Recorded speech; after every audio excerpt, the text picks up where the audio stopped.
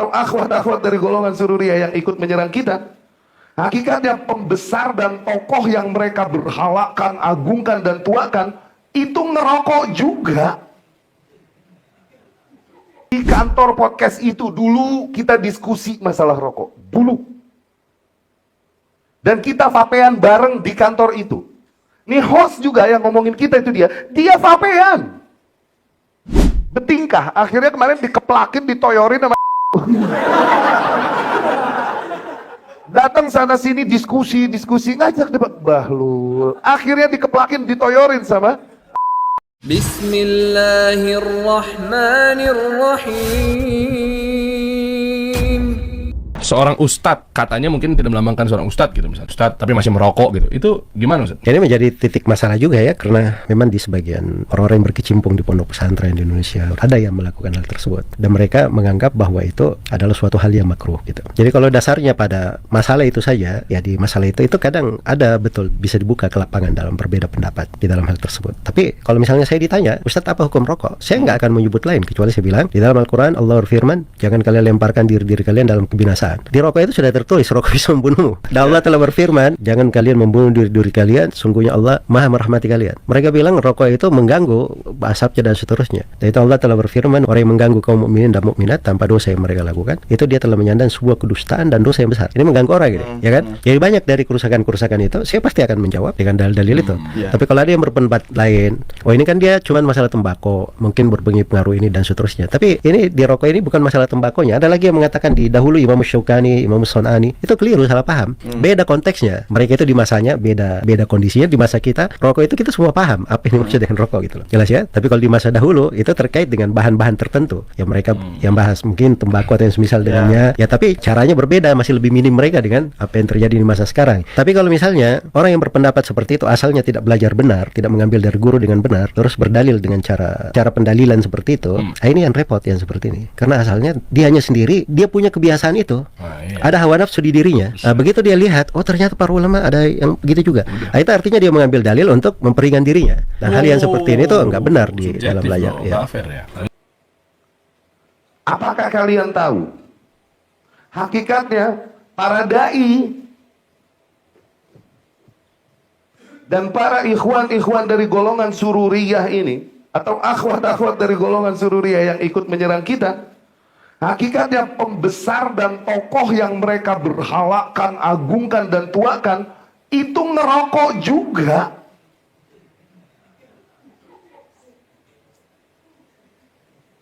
Itu bukan rahasia lagi buat orang-orang pendahulu yang dekat dengannya.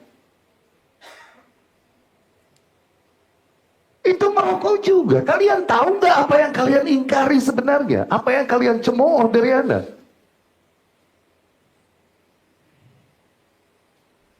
Pembesar kalian yang kalian berhalakan nih, merokok juga. Kita tahu, kita orang dalam dulu, orang dekat.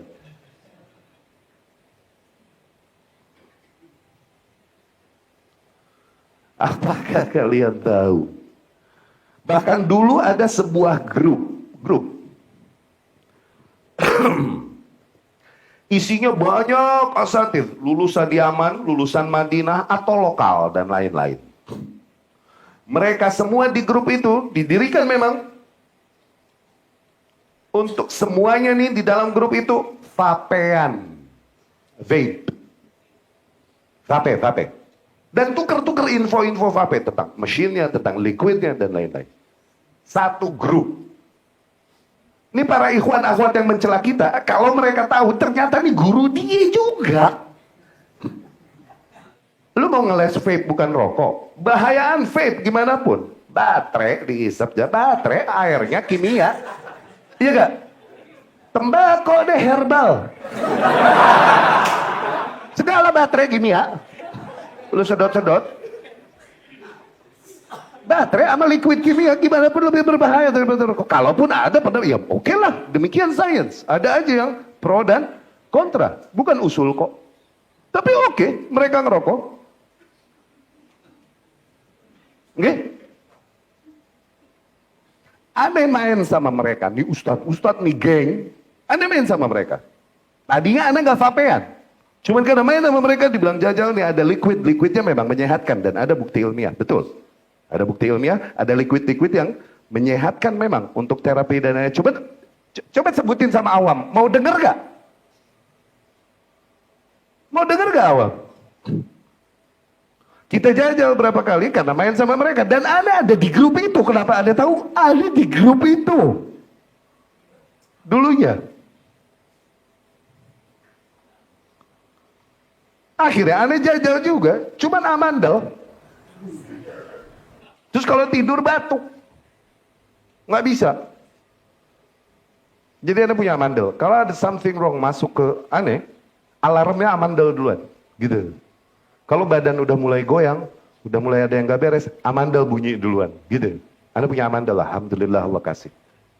Oke? Masakan kebanyakan mecin aja, Anda makan, langsung susah nelen tuh Anda. Anda punya amandel. Buat alarm. Ya? Mereka dulu teman-teman aneh di grup itu, makanya Anda tahu. Dan ini ikhwan akhwat yang nyerang kita, mereka nggak tahu ini guru mereka. Kalau Anda mau Anda sebutin namanya atu-atu, Anda bongkar sekalian biar kelenger lo, ntar mimisan lo. Buat mereka vape itu halal karena liquidnya menyehatkan dan lain-lain katanya. Memang ada penelitian tentang hal tersebut. Tapi sekali lagi awam mana mau denger. Ya, coba dibongkar kayak kasus kita sekarang. Kalau nggak habis juga. Terus kata aneh sih itu inkonsistensi. Gimana pun vape ini baterai sama kimia liquidnya. Lebih bahaya dari tembakau pastinya. Terus nanti, kalau suatu saat ada produk rokok yang menyehatkan, berani halalin nggak lo? Nggak berani, inconsistent. Standar ganda. Nggak masuk buat aneh sih. Tapi ya udah itu pendapat mereka dalam perkara ijtihadiyah ini, maka Anda hormati mereka sahabat-sahabat kami. Anda bisa sebutkan nama mereka satu persatu kalau Anda mau. Tapi itu bukan gaya Anda. Anda nggak cari pembelaan makhluk juga, ngapain amat? Dan toh mereka itu teman-teman lama yang akhirnya mereka memilih untuk mepet ke barisan sururiyah yang terang-terangan memusuhi kita. No. Karena fulus dan jumhur memang di barisan sana. Maka Anda jauhi dan tinggalkan mereka untuk jaga agama Anda. Sebelum Anda ikut larut bersama mereka, mepet ke sono. Selalu itu gaya Anda. Ketika mulai ngaco, di luar kuasa, cabut diri. Oke? Karena kita sadari kelemahan kita. Lucunya, salah seorang dari ustadz itu kemarin,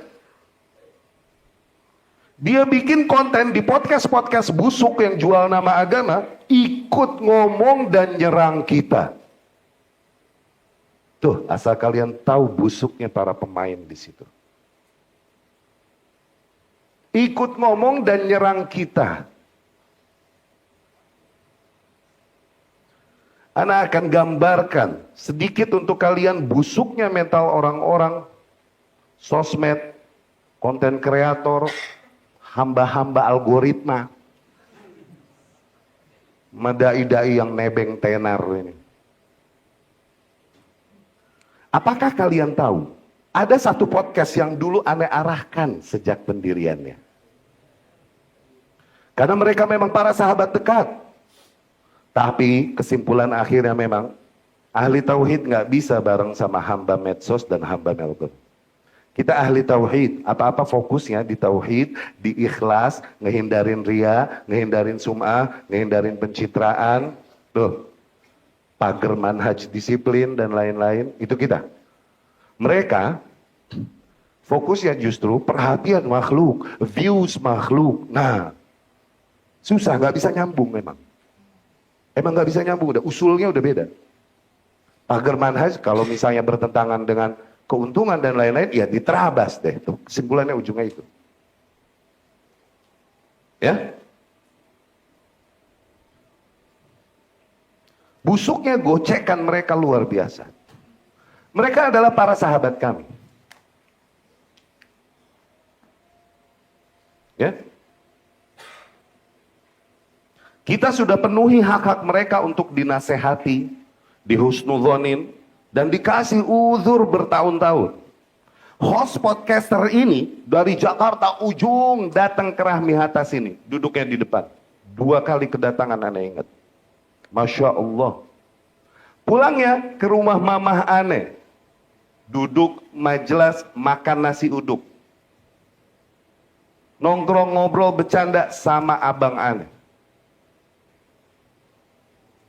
Dia lakukan semua hal itu sebagai upaya supaya Ana lunak dan mulai mau masuk jadi pemateri di podcastnya. Tadinya Ana nggak mau. Cuman karena ngelihat demikian, mau terima nasihat, mau diarahkan perkara manhaj, diarahkan dan lain-lain. Akhirnya oke, kita masuk ke podcastnya. Sekali, 2 kali. Setelah Ana masuk, pertama kali, udah sejak itu nggak pernah datang kajian lagi. Tuh.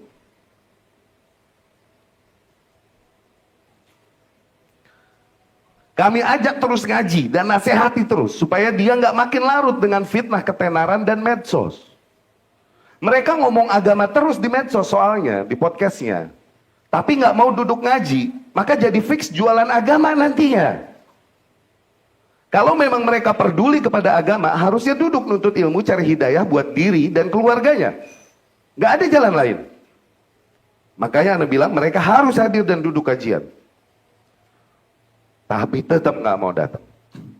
Bahkan diadakan kajian di kantornya, di kantor podcast itu. Ane belain, ya udah, seminggu sekali ke sono, nggak datang. Dibikin 2 minggu sekali, kagak datang juga. Kita ngajar di Jaksel, nggak datang juga. Tapi tiap kali ditelepon, dinasehati, ditegur, dia bilang, iya gue janji datang, gue janji datang, begitu. Tetap dia nggak pernah datang. Janji begitu ringan di lidahnya. Masih kita kasih uzur beberapa lama. Kita dekat luar biasa secara personal. Bahkan ketika terjadi sebuah permasalahan antara dia dengan istrinya. Tahu-tahu dia telepon orang, Jal, masuk gue dibilang begini. Kan kagak jauh nih lu ngomong sama bini gue. Tuh dikasih begitu. Gelagapan gak gue? Disuruh ngomong sama bininya. Ustadz mana yang sedekat itu sampai digituin?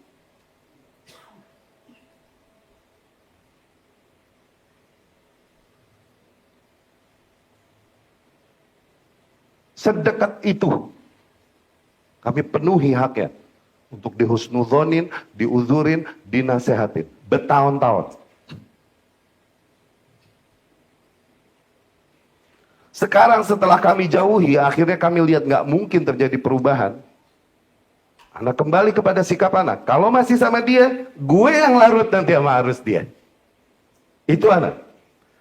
Anak jauhi dan anak blok. Sudah. Tapi nggak pernah kita bikin pernyataan-pernyataan atau tulisan-tulisan umum untuk mengingkarinya atau podcastnya, jangan. Masih kita hargai. Karena kami sadar kami lemah. Kalau enggak kami yang larut ikut dia dan arusnya. Kami mesti menjauhinya. Tapi setelah kami jauhi, terlihat dia makin liar. Dia undang dai-dai ahli bid'ah, yang fix ahli bid'ah, dan dia tahu itu ahli bid'ah ketika dulu dia bersama kita.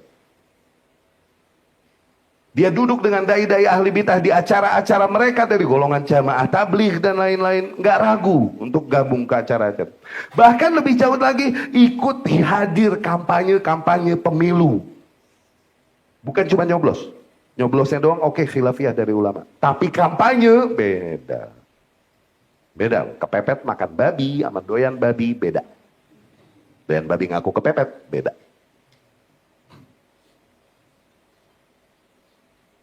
Ikut kampanye untuk mendukung salah satu paslon yang ada. Ternyata kalah. Mampus.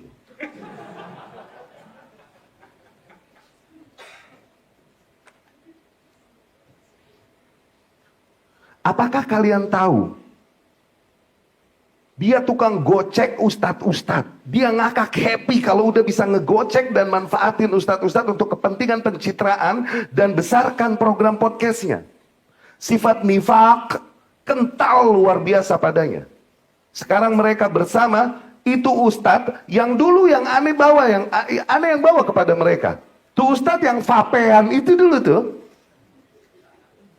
Aneh yang bawa dan kenalkan kepada mereka. Dia dan gengnya, aneh yang bawa kepada mereka.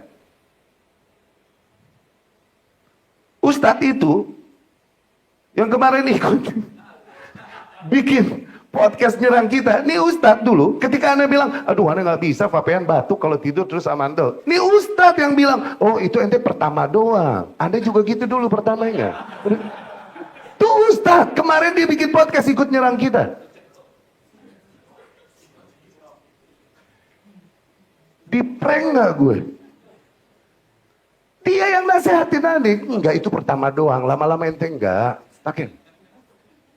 Bahkan berdasarkan kesaksian teman-temannya, dia yang ngajarin sama teman-temannya. Apabila ini sesuatu yang layak untuk dikonsumsi, maka kita konsumsinya dengan bismillah. Dia yang bilang. Benar, itu kaidah benar nggak? Benar, sesuatu yang layak dikonsumsi. Cuma asal lu tahu tuh dia begitu. Sekarang dia bikin Allah pada cuci tangan bareng, bikin pernyataan di medsos-medsosnya, dan lain-lain. Nyerang kita bareng sama ahli bid'ah, ahlu thawrah, ahlu syubhat yang lagi pada nyerang kita. Allahu Akbar. Tuh asal lu tahu. Jiwa khianat dan pengecut mereka nyambung satu sama lain rupanya. Sekarang mereka terus masih berjalan bersama. Bahkan bikin konten ngenyek-ngenyek, cemooh, ikut bicarakan dan serang ana di kasus ini. Mereka bilang bahwa kami nggak belajar kepada ulama, nggak duduk bersama ulama. Jurusnya itu doang dari dulu. Orang yang jurusnya begitu berarti nggak punya kekuatan hujah akhirnya. Dia cuma banggain sebelah situ aja. Bawain dalil, bawain kaidah. Jangan bilang ente murid siapa, ente guru siapa, ente duduk di mana lu. Dalil lu apa? Kaidah lu apa?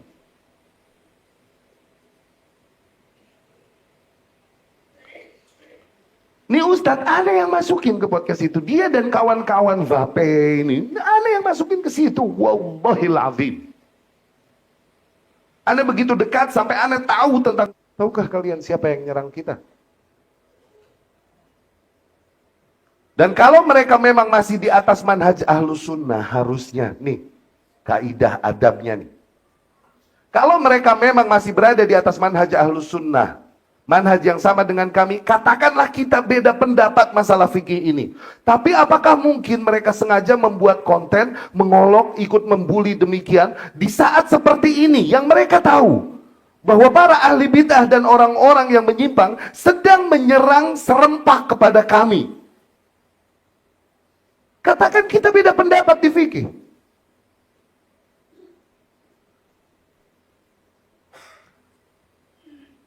Apakah kalian tahu? Padahal nih lucunya, di kantor podcast itu dulu kita diskusi masalah rokok. Dulu. Dan kita vapean bareng di kantor itu. Nih host juga yang ngomongin kita itu dia vapean. Lu mau beda-bedain vape sama rokok? Dia vapean juga. Hampir semua pegawai podcast itu ngerokok dan vapean. Banyak ustadz-ustadz geng-gengnya yang hadir juga di diskusi itu. Tuh ustadz-ustadz grup vapean. Nggak ada yang bisa patahkan hujah kita di situ ketika itu. Nggak ada yang bisa patahin. Dalil dan hujah mantik mereka blunder dan itu doang dari zaman dulu. Makanya gampang dipatahin. Bahkan di akhir diskusi, karena kami masih hormati nih ustadz-ustadz tadinya. Kami hargai keilmuannya, keluasan ilmunya. Kami husnudzon. Di akhir diskusi, dia yang nasihatkan kami untuk tutupi dan jangan umbar permasalahan ini. Di depan umum. Kami terima nasihatnya. Kita bilang, Ustaz, kenapa kita mesti ngomong? Karena ikhwan ini pada zolim tanpa mereka sadari. Mereka nggak tahu mana permasalahan khilafiyah izdia. Akhirnya mereka memfasikkan, memusuhi. Karena kasus demikian. Kita mesti bongkar ini di dalam permasalahan umum. Kata dia, oh kalau gitu itunya yang ente perbaiki, mindsetnya. Bahwa kalau furu ijtihadiyah nggak boleh dibawa ke permusuhan. Jangan masalah rokoknya ente bawa di umum. Kata dia gitu. Sekarang dia bikin nyerang gue no. Di prank gila nggak gue? Dulu kita terima nasihatnya. Kita punya satu folder, kita udah siapin. Isinya hujah-hujah untuk menegaskan hukum asal rokok tetap di asal dan tidak berubah ke haram. Cuma karena nasihatnya dan lain-lain, oh iya ya nggak worth it ya, digebrak permasalahan sepele demikian nanti jadi ribut. Kita hapus folder kita. Karena nasihatnya. Dia ngomong di podcast kemarin nyerang gua, astagfirullah. Itu culasnya, kalian tahu. Mentalnya tuh kayak begitu. Tahu gitu, gua gebrak pakai video dari dulu. Sebelum nih video yang terakhir jadi viral.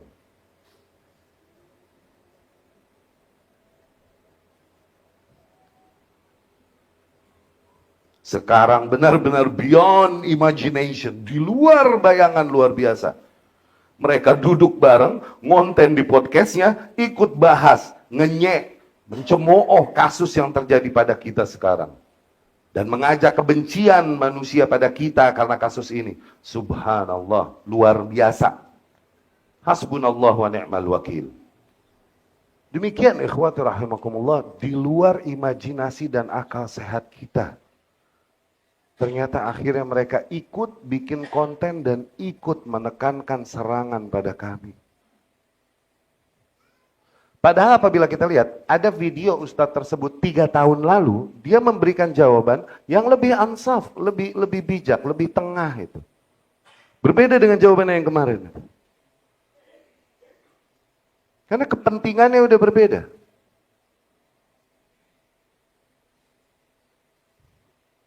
Ya?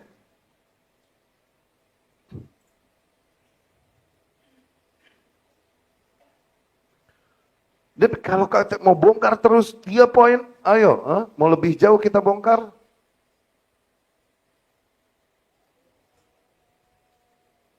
Bukan itu tujuan kami. Tapi memberikan gambaran. Siapa sebenarnya mereka yang menyerang kita? Apakah mereka di atas konsep adil? Apakah mereka di atas konsep sunnah yang seharusnya? Bagaimana mental mereka dan moral mereka hakikatnya? Apakah kalian tahu? Dan suatu hari ada konten kreator, YouTuber, bukan penuntut ilmu, itu sukang silat aja. Mampir ke sini. Ketika kita lagi ribut masalah Hamas. Dia mampir ke sini nih konten kreator. Anda tahu nanti pembicaraan dan lain-lain akan masuk kontennya ini. Dan kita ngadepin orang medsos udah tahu yang mereka kejar pasti bukan manhaj, bukan hak, tapi kepentingan. Dan konsep yang mereka rumuskan sendiri sesuai dengan kepentingan. Bukan penuntut ilmu. Dia datang bersama istrinya dan anaknya, Masya Allah, dari Bekasi ke sini. Mau bertemu Ustadz Riyad. Ngubunginnya Pepep. Anak hindari kenapa? Ini dimanfaatkan nanti buat kepentingan dia yang lagi demen-demennya debat sana, debat sini, debat sama orang HTI, debat sama mana, debat sama. Tadi ngomong dia nyari hujah buat senjata debat dia nanti. Ini orang bukan lagi nyari kebenaran, nyari bekal perang. Tapi kita doakan hidayah Huda dan kita hindari sebisa mungkin dan kebetulan memang kita mau jalan mancing. Kita tinggal, dia bikin konten kemarin, ketika kita rame, dia bikin konten ikut berbicara tanpa ilmu dan menyerang kita. Gak paham mana kaidah beragama, mana usul, mana furu', mana manhajiyah, mana ijtihadiyah. Ikut dia menggunjing dan menyerang. Bahkan dia bela-bela Zakir Naik yang kita ingkari karena penyimpangannya di bab usul dan akidahnya. Kemudian dia jadi memusuhi kita karena kita mengingkari Zakir. Lihat, dia kapan musuhin, kapan berteman, tergantung yang lagi tenar siapa. Nggak punya manhaj, nggak punya konsep, nggak punya ilmu. Dia gunjing pemerintah, menteri agama salaman sama cewek, dia bikin konten. Nggak punya ilmu. Ntar kita lagi kasus Hamas viral, dia mepet ke gue. Sekarang lagi viral begini, dia ikut nyerang gue. Tuh, lihat, nggak ada konsep, nggak ada konsepnya apa yang dia rumusin aja sama kepentingan dia sendiri. Betingkah, akhirnya kemarin dikeplakin, ditoyorin sama datang sana sini diskusi ngajak debat Bahlul. Akhirnya dikeplakin, ditoyorin sama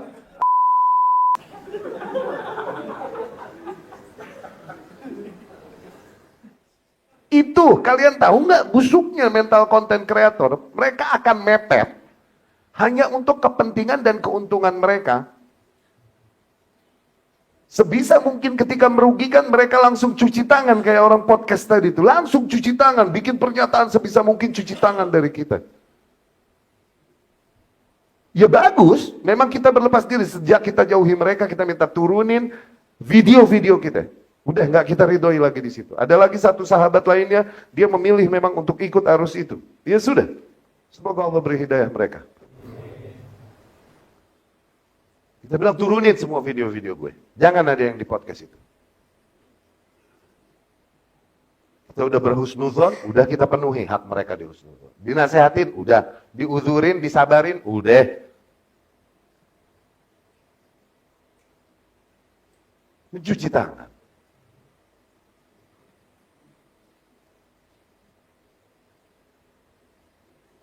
Tuh, asal kalian tahu busuknya mental dan moral konten kreator dan dai-dai yang demen mepet dan menunggangi dan nebeng tenar dan lain-lain.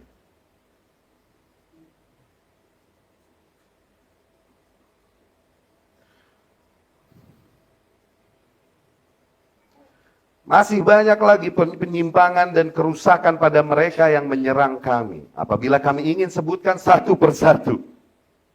Namun tidak sebagaimana yang mereka gemar lakukan terhadap kami. Membongkar ranah pribadi, memusuhi, memfitnah, menyerukan kebencian tanpa ilmu bukanlah kebiasaan kami.